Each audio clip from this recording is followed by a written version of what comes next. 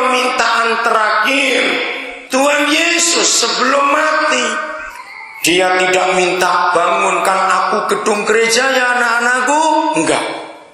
Buatkan aku ibadah KKR yang meriah, tidak. Buatkan aku sekolah teologi yang hebat-hebat juga, tidak.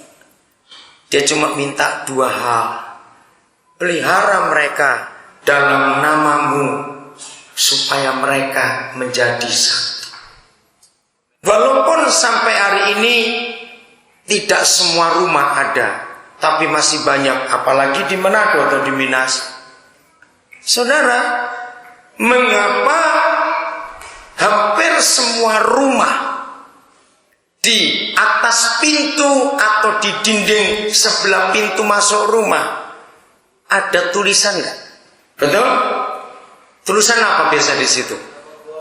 Nama pemilik rumah. Kira-kira rumah saudara mau nggak nama pemilik diganti nama tetangga? Walaupun tetangganya nggak ambil alih, nggak, cuma pasang aja nama di situ. Lo mau tidak? Pasti tidak mau. Walaupun itu nama adik kandung, ataupun nama kemenakan, ataupun nama ipar, atau nama yang paling kenal, tetap tidak bisa. Sebaik apapun orang itu, rumah yang dipasangi nama harus nama pemiliknya. Tidak bisa diganti kecuali dijual. Lain cerita. Saudara, dari ayat 11 ini sekarang kita tahu penyebabnya. Mengapa kita sebagai gereja dan anak-anak dari satu papa itu nggak pernah bisa bersatu? Jawabannya apa? Karena kita punya nama yang lain yang kita sembah. Ini permintaan. Aku tidak ada lagi di dunia ini, tapi mereka masih ada. Pelihara mereka dalam nama. Oke, Yeremia pasal 7.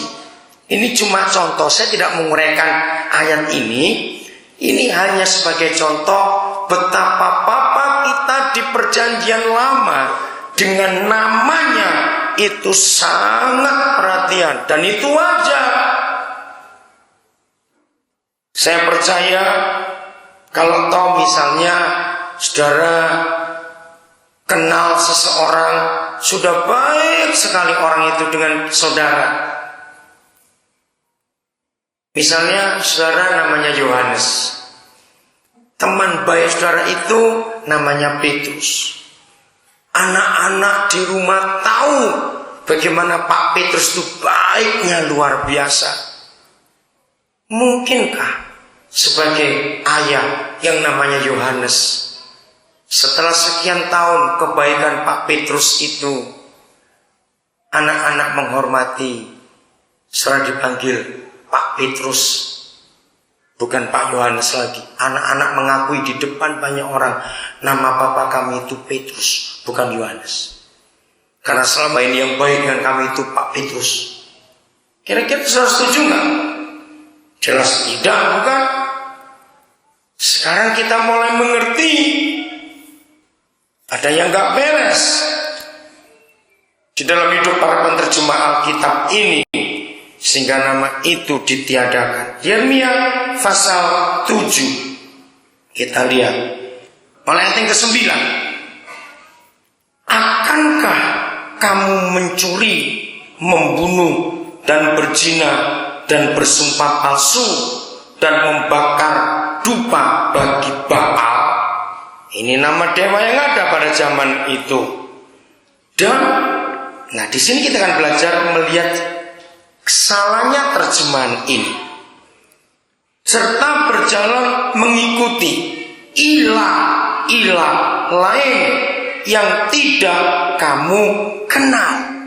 Nah, kata ilah di sini itu menunjukkan artinya sesembahan yang dipuji, yang dihormati, yang disembah.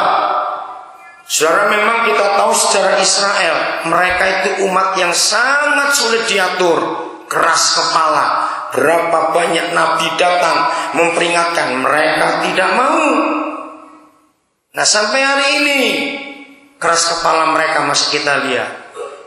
Nah, di dalam terjemahan bahasa Indonesia yang baru disebut begini: masakan kamu mencuri, membunuh, berzina, dan bersumpah palsu, membakar korban kepada Baal, dan mengikuti Allah lain yang tidak kamu kenal? Nah, penterjemah Alkitab bahasa Indonesia membedakan huruf depan. Kalau terjemahan mereka yang lama ini, A yang ditulis menunjuk nama Bapa kita hanya huruf besar. Tapi untuk menunjuk yang lain hanya huruf kecil. Ini membingungkan, sehingga kita itu rancu.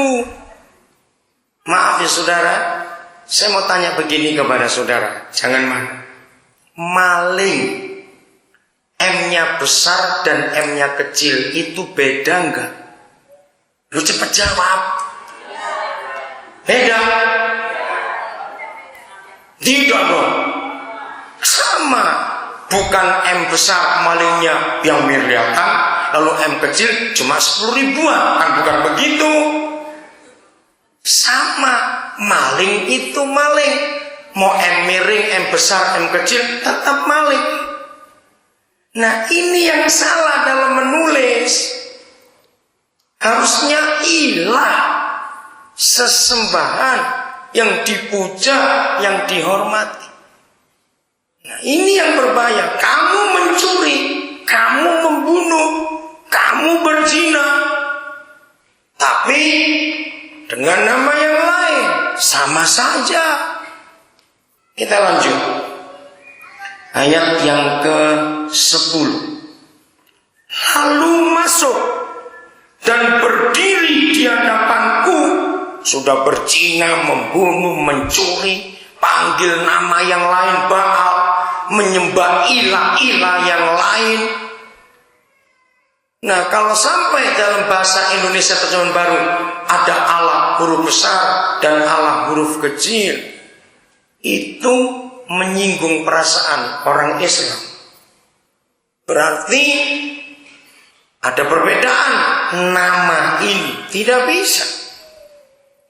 Nama Allah itu milik Islam, hormati mereka, kembalikan pada yang punya nama dan yang menyembah Dia. Kembalikan.